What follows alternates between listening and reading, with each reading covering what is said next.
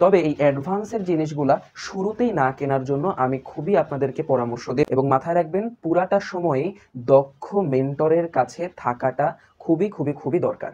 কারণ বই কিনলেন, গাইড কিনলেন, কিন্তু আপনাকে লেকচার গুছায় দেওয়ার মতো কেউ নেই। Hello everyone, it's me Debashis Haldar, you can call me Debashis da as well.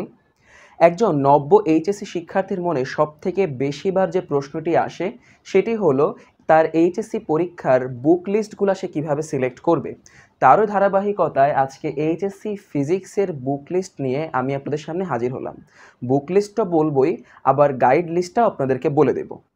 Book list সিলেকশনের ক্ষেত্রে বা গাইড লিস্ট সিলেকশনের ক্ষেত্রে আমি সবথেকে যে কথাটি বেশি মানি সেটা হলো don't make it complex, keep it simple. এজন্য আমি আপনাদের জাস্ট 3টা বইয়ের নাম 3টা সেগমেন্টে ভাগ করে বলে দেব। প্রথমটা হচ্ছে বিগিনারদের জন্য, যারা এখনও কিছুই জানেন না যে আপনার সামনে এইচএসসি পরীক্ষা বা সামনে আপনার এইচএসসির জার্নি আপনার কি হতে যাচ্ছে। তাদের জন্য শাহজাহান তপন স্যারের বইটি আমি আপনাদের জন্য সিলেক্ট করে দিব। কারণ শাহজাহান তপন স্যারের বইটিতে অনেক শুদ্ধ কথা মানে অনেক সাবলীল ভাষায় আপনাদের উদ্দেশ্যে বিষয়গুলি বুঝানো আছে। কোনো লেখকের বই কিন্তু আসলে খারাপ নয়, তারা চেষ্টা করে তাদের বইয়ের মধ্যে সর্বোচ্চ জ্ঞানটা ইনপুট দেওয়ার। তবুও আসলে আমার ব্যক্তিগত মতামত থেকে এই জিনিসগুলো আপনাদেরকে বলা। বিগিনারদের জন্য আসলে শাহজাহান তপন স্যারের বইটি আমি সিলেক্ট করব।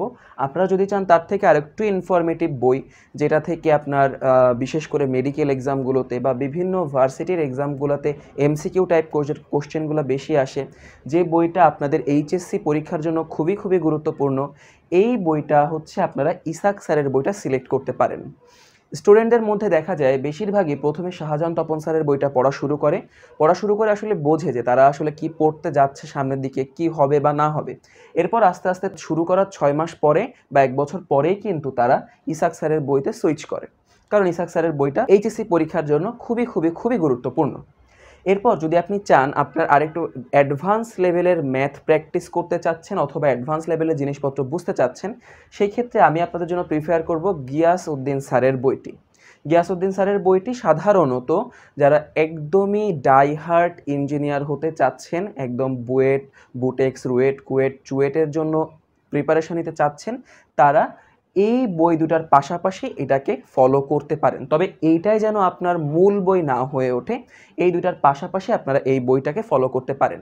এখন যদি আপনি আমার কাছে প্রশ্ন করেন যে দাদা আপনি আমাকে যে কোনো একটা বইয়ের নাম বলেন, আমি ওই একটা বই পড়ব, কারণ বাজারে কিন্তু আসলে 13-14টা প্রকাশনীর বই আছে, তার মধ্যে আমি বললাম 3টা, এর মধ্য থেকেও যদি আপনি একটা বইয়ের নাম শুনতে চান, তাহলে আমার মতামত অনুসারে আমি আবারও বলি, প্রত্যেকটা প্রকাশনীর বই, প্রত্যেকটা লেখক তারা কিন্তু তাদের সর্বোচ্চ জ্ঞানটাই তাদের বইতে ইনপুট দেওয়ার চেষ্টা করেন।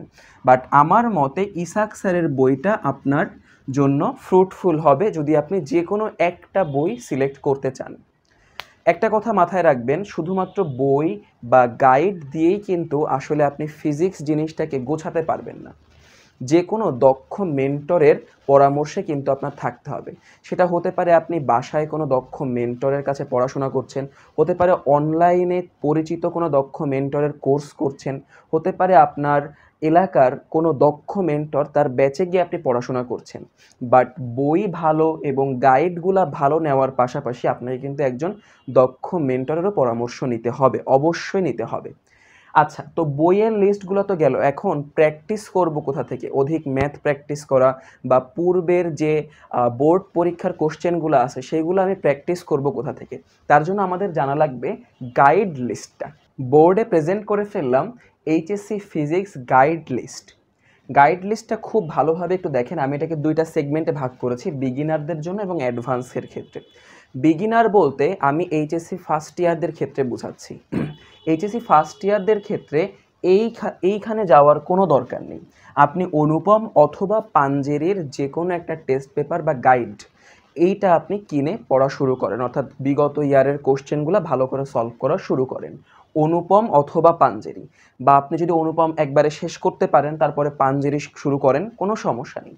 কিন্তু যখন আপনি একটু প্রো হয়ে যাবেন, অর্থাৎ এইচএসসি সেকেন্ড ইয়ারে উঠে যাচ্ছেন অথবা এইচএসসি সেকেন্ড ইয়ারেরও অর্ধেক সময় পার করে ফেলেছেন, তখন কিন্তু আপনি এই জিনিসগুলোর ক্ষেত্রে যেতে পারেন বেশি বেশি প্র্যাকটিস করার জন্য, যে আপনার প্রস্তুতিটা কেমন আছে বা আপনার প্রস্তুতিকে আরও বেশি স্ট্রং করার জন্য রয়্যাল টেস্ট পেপার নামে একটা টেস্ট পেপার বাজারে পাবেন, একটু মোটা ধরনের, সেইটা আপনি কিনতে পারেন। অথবা গাণিতিক পদার্থবিজ্ঞানের বই কিনতে পারেন। গাণিতিক পদার্থবিজ্ঞানে কিন্তু অনেকগুলো প্রকাশনী আছে। আই প্রেফার অক্ষরপত্র প্রকাশনীটা সবথেকে ভালো হবে। বাট আপনার ব্যক্তিগত চয়েসে বা আপনি যদি আপনার বড় ভাইদের কাছের কোনো বড় ভাইদের পরামর্শ নিয়ে কিনতে চান, কিনতে পারেন। যে কোনোটা কিনলেই হচ্ছে গাণিতিক পদার্থবিজ্ঞানের বইটা।